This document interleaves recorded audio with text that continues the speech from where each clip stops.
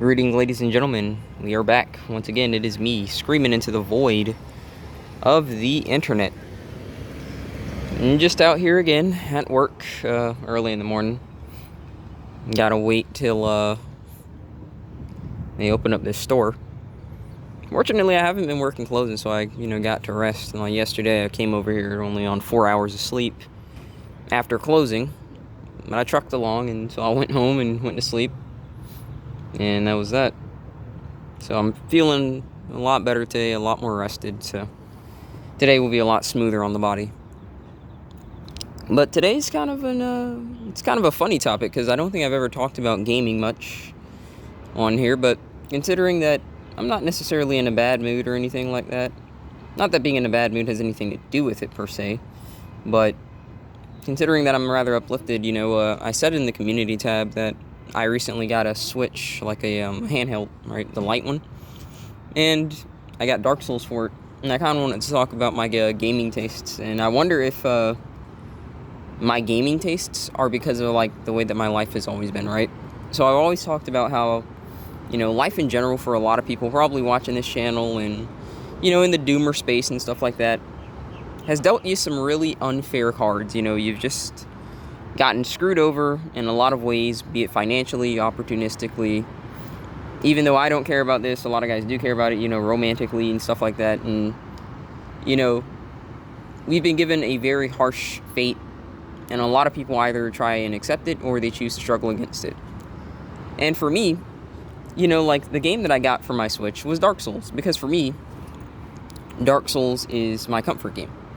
It's bullcrap. No denying that it's bullcrap, okay? Like, I have thousands of hours in the game. Like, to say that it's not bullcrap is just people talking out their arse, like, it's bullcrap, you just like it enough to where you overlook the bullcrap. But I think the reason that I was so drawn to Dark Souls, even at a young age, because I remember playing Dark Souls back in, dude, like, it essentially turned free, right? It turned free on, what is it? It turned free on Xbox 360 all those years ago. I can't remember if it was 2011 or 2012. And that was my introduction to Dark Souls. And then I had bought Dark Souls 2. But I remember playing them and I was like just getting my arse handed to me. I'm like, what the heck's this? Like, this is complete nonsense. But I think it stuck with me. Because, like I said, during childhood, and throughout all my life, really, life has not been very kind to me. I have not gotten a lot of stuff that, you would hope that, children could get. And I haven't gotten it. And so, like, despite how unfair it was, I couldn't bring myself to, like, put it down. I couldn't bring myself to put it down, which is funny because, like, I played Skyrim before I played, Dark Souls. So I was more used to, like, RPGs, kind of, not necessarily holding your hand, but, being a lot more straightforward than that. Than just, alright, here you go, good luck, And I think it stuck with me because I basically have, like, I don't know, at minimum, like, 10,000 hours, in Dark Souls 1. In Dark Souls 2, I probably have, like, 5,000 hours, maybe 8,000, I don't know. I'm dead serious. I was, listen, considering, like, how long those games have been out, relax, spare me some credit and stuff like that, but I have, like, a lot of hours in the Soul series, and I guess the reason I can't put them down is because, in a certain aspect, I relate more towards those kinds of games about life than I do towards, like, supposed, like, like, more kind of life simulator games, because it's just upfront that, yeah, this is going to be a struggle, this is going to be punishing, and you're not going to know what the heck to do anymore. And I feel, personally, that I relate to that much better than I relate to any other game that you could possibly think of. I relate more towards being dropped off, in a freaking dungeon or, whatever environment, you start in whatever Souls game you're playing. I relate more in that than I do to anything else. And the reason for that, personally, that I think is because it's like life, you just get dropped off, you You don't really get a say in where you are. Like, the only difference is in those games is that you get to create your character, but that's just that, you know. You get dropped off and you have to, like, just make something happen. In the moment you walk out, you know there's this freaking enemy that might be really punishing, and it's just kicking you in the arse over and over again. You're just dying constantly. But you keep going. Or you give up, you know. You give up. And a lot of people, you know, no denying, they do give up on Souls. And again, I understand because it's like BS, but for me, I don't give up on it. And I think that that's maybe, in a sense, kind of like what applies to my life, in a sense, because I just don't give up, you know.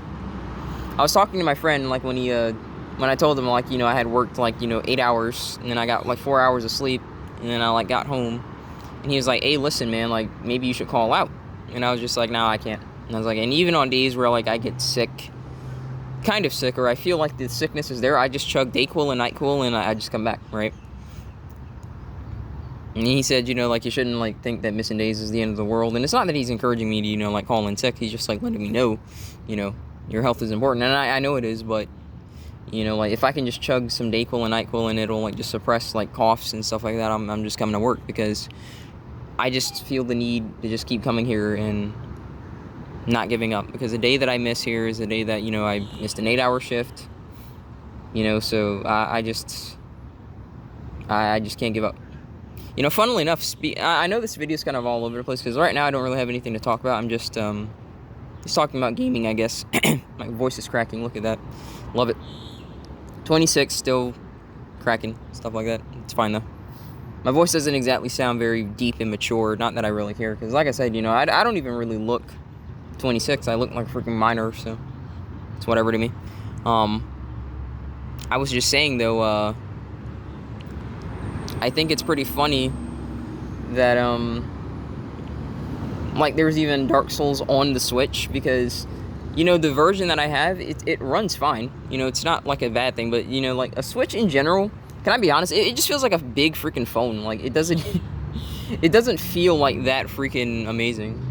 But considering that a lot of phones can, like, you know, essentially run a video, and if you have, like, emulators on them, like Pokemon and stuff like that, you know, can run stuff at, like, you know, 720, 60 FPS. Or more like consistently 720, 30 FPS and stuff like that, then, you know, it's not really that surprising. But I'm not complaining, you know. It's a little disorienting to, like, be holding Dark Souls in your hand and walking around. It takes some getting used to, but, you know, I've gotten used to it, so for the most part, you know. Still dying here and there, but that's natural because it's Dark Souls, you know.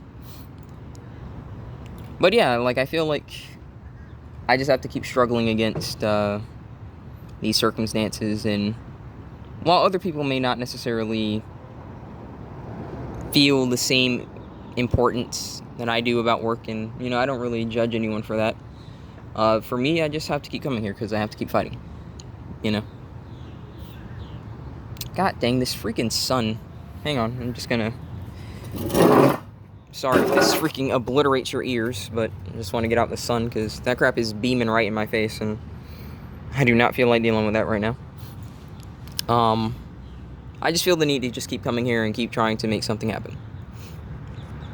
Because, like I said, you know, I never know when I'm going to get another chance, and this is like the only job that has given me a chance so far.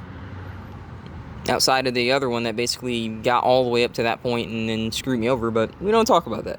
Even though I'm basically, like, across the freaking street from them, because it's a big marketplace plaza, so it is what it is. But yeah, I think my life, in a sense, has shaped my, like, taste in gaming, because it's like now I always prefer games where it's like you have some kind of degree of control, and even if it's, like, punishing, at least because I'm in control, you know, like, I can fight against, like, really odd, really, like, harsh circumstances, you know. That's maybe, like, why I like a lot of action RPGs now and stuff like that. Because so long as I have some kind of degree of control, like, I'm good. Even if it's a game that's, like, harder and it's more punishing, like, I know that if I have the skill, I know if I develop the talent, I can win. And life's not like that, you know, because sometimes you can have the talent, you have the skill, but you just don't have the opportunities to win because a lot's just set up in your way, you know. People like to convince you that, you know, you have a lot of choice and things like that, but you don't really. You don't really. It's just something that you like to tell yourself because you don't like to think that there are a lot of things that are not in your control. But there are, there are.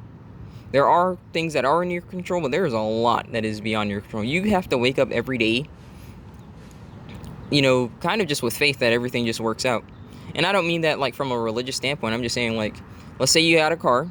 You have to hope that this thing doesn't break down. You have to hope that you don't get into an accident, You have to hope that someone isn't on their phone just like while you're at a freaking red light, just flying at like 70 miles an hour and just rear-ending you, breaking your back. Like, there's a lot that you don't realize that you don't have any say in. You just have to hope that like when you go into work, if you clock in at a job, that there's not a freaking psychopath coworker just deciding to shoot up everywhere. Like, there's a lot that you have to just blindly hope works out. It's kind of like faith. That's kind of like why I'm making the comparison. Not that I'm saying that, again, from a religious standpoint. I'm just saying there's a lot that you just hope works out, but there's a lot that can go wrong. There's a lot that you don't really get a say in, But we have to choose to persist. At least that's just how I see it personally, I choose to persist because despite how hard my circumstances are, I'm going to try and not just make the best out of them, but get out of them, Because I refuse to live paycheck to paycheck. I refuse to like freaking live in poverty and stuff like that. And if I live in poverty, I will save up enough to basically where I have luxury, despite being in poverty, The one thing I will have is privacy, and that's what I want most of all. Privacy and just knowing that I've got clothes on my back, food in my mouth, things like that. Everything else is like a luxury. So long as I'm content, that's what matters. And the only real thing I think I really need at this point to be happy is just contact with my friend. Whenever I'm talking to my friend, that's a good day. My friend basically asked me just yesterday, because his car was like in an accident recently, and he just asked like, hey, can you like send some money because he needs like Uber money? Without hesitation, I got him. Because if you guys have been around a while, you'll know that like my friend, I talked about this like when I was back my previous house, that like he would pay for me like to just play like PlayStation Plus with him all the time and whatnot.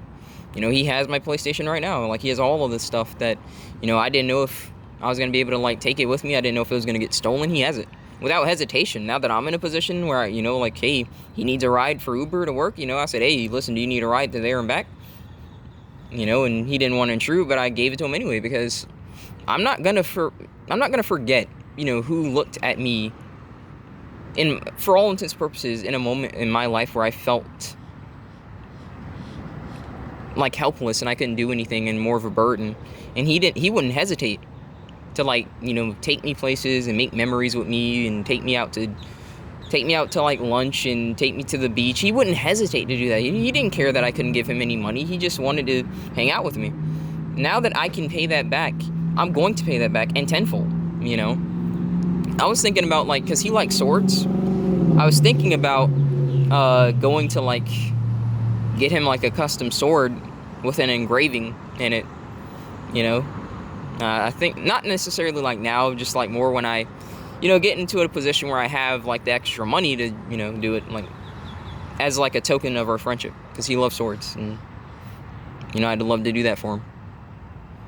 Because I've always had the opinion that, when someone looks at you when you can't do something, when you can do, don't forget that kindness, Don't forget that kindness. And that's just kind of the way that, I see things. I understand that you can't, like, let yourself get played like a fiddle and you have to be careful, but I've known my friend for years. He's not that. Like, he's not like that. Can he become like that? You never know. Anything given time. At this point, I don't leave anything up to surprise, Always leave the door open to change, because change is a constant. Change is a constant. Nothing is going to stay exactly the same forever, so you have to accept that things are going to change. But will they change for the better or worse? Well, it's usually up to the individual, Even in the harshest of circumstances, you control how you respond to them. You might believe that that's not the case, but that's the case, I chose not to get involved in gangs. I chose not to get involved in drugs. I chose to not become a degenerate freaking criminal, in the Blizzak's hood ghetto community. I chose to carry myself with dignity and integrity. I had every reason not to, but I chose to. So, I still do hold the opinion that you choose to. Yes, people are sheeple, but you have to choose to either be a sheeple or be your own person. And I have embraced individuality, and I see myself as an individual first. Because the fact of the matter is, even if I went along to get along as a sheeple, listen, did anyone assist me, like, in the darkest of my moments? No, not really, you know. Aside from basically my best friend, like, pretty much nobody did. So why should I try and blend in with people and carry myself in a way that I'm not even proud of when they're not, again, going to really give a rat's arse about me regardless? I'd rather just be an individual and just handle it myself and call it a day. At least that's just how I've chosen to go about it, you know. But I'm going to go ahead and end it here, guys. I don't know when my ride's going to get here, but don't want to, like, obliterate my phone's battery while I'm waiting around, and I'm just going to chill out here and just get more rest, because I may have gotten some good rest last night and whatnot, but my body is still sore because I didn't really fully do something. I didn't even really get to work out, you know. I'm usually doing at least like 100 push-ups, sit-ups, and squats a day right now, you know. A lot of calisthenics and stuff like that. But I just said, you know, now I'm just going to take the moment to rest. You know, I can feel my muscles, they're sore and stuff, so I should just rest. So that's what I did. Never take it as a burden to rest, folks. Never. Your health is your wealth. You can't do anything without it. So always put your health first. But I'm gonna go ahead and end it here, guys. Again, thank you guys for listening. I do appreciate it. I know I say it every video, but I mean it. I mean it. You know, you don't have to.